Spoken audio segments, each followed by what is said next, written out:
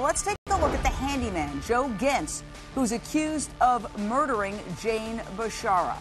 Now, there he is tonight. My exclusive guest is the ex-wife of this handyman, Lori Van Meter. Lori, thank you so much for joining us. Your ex-husband has not yet entered a plea, but cops say he turned himself in and confessed to killing Jane. Do you think he's capable of murder?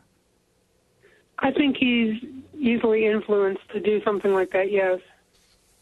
Well, describe him, because we've heard that he's a man who, gosh, some reports claim he's developmentally disabled. What can you tell us about him? He is a little slow. He's a very nice guy. I would never picture him doing something like this, ever. But he is a very nice person. We were only married for a year or two, so I didn't know him that well before we got married.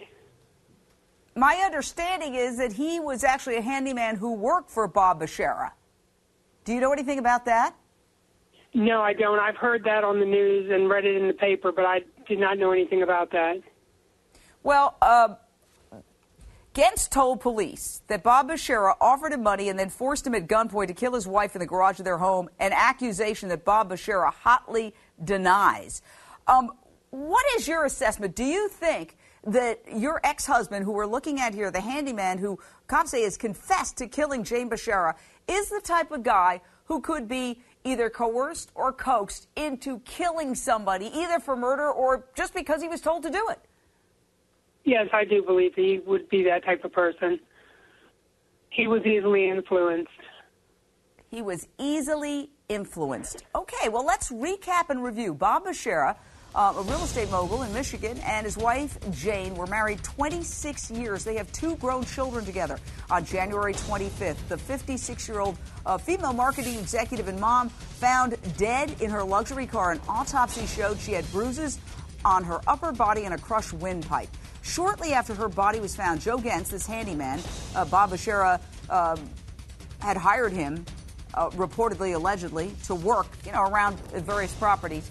This guy comes in and turns himself into cops and confesses to murder and tells cops, oh, Bob paid me to kill his wife. Now, Bob, again, denies it and reportedly said the handyman had a gripe with him, was angry at him over a business deal. I will say this. We tried to reach Bob Bashara's attorney. We were unable to get any kind of comment and reach him.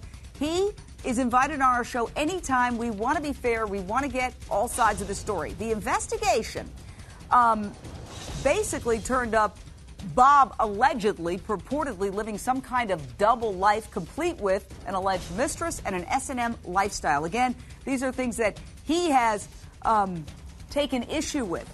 But many published reports claim that he allegedly hosted wild sex parties with dominatrixes, whipping, spanking, bondage stations. Here's what Bob had to say about that. Were you having an affair? No, I was not. I loved my wife. I loved my children. And I would do nothing to hurt them. And she meant everything to me.